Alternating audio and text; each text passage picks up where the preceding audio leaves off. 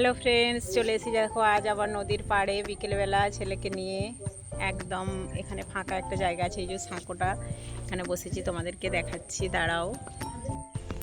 এই সাঁকোটার উপর বসে আছি। আর এই সাঁকোগুলো হচ্ছে নদীতে ব্রিজ করা হয় না, বর্ষাটা পেরিয়ে গেলে সারাদিন বছর ওই ব্রিজটা থাকে। তো ওই বর্ষা আসার আগে এই সাঁকোগুলো তুলে রাখে ডাঙা জায়গাতে, না হলে নদী যখন জল বেড়ে যায় ভাসিয়ে নিয়ে চলে যাবে, ওই জন্য তুলে রাখে। তো সেগুলোর উপর বসেছিলাম।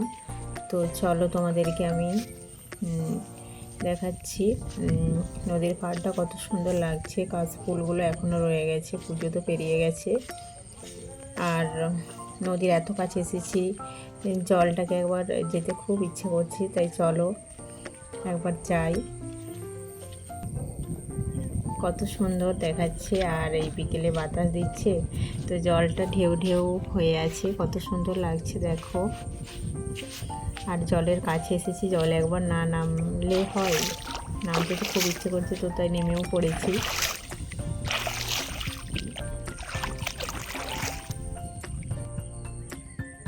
দেখো কত সুন্দর লাগছে না পরিবেশটা, চারদিকে মেঘ করে এসেছে আর এদিকে বাতাস দিচ্ছে, পুরো নদী একদম শুনশান।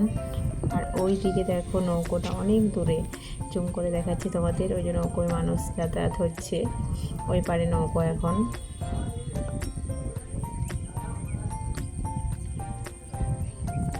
তো কেমন লাগছে ভিডিওটা তোমরা অবশ্যই আমাকে কমেন্টে জানিও। আর পুরো ভিডিওটা দেখো তোমরা, কত সুন্দর ভিউটা লাগছে, বিকেলের ভিউ।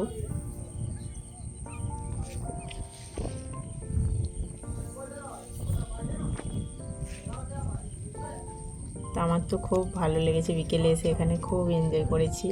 তো তোমাদের কেমন লেগেছে তোমরা আমাকে অবশ্যই কমেন্টে জানিও।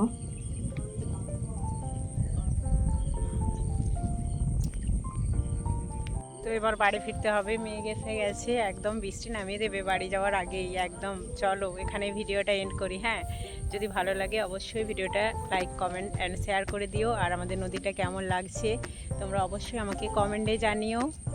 সবাই ভালো থেকো, সুস্থ থেকো, আর এভাবেই আমার পাশে থেকো। Tata, by.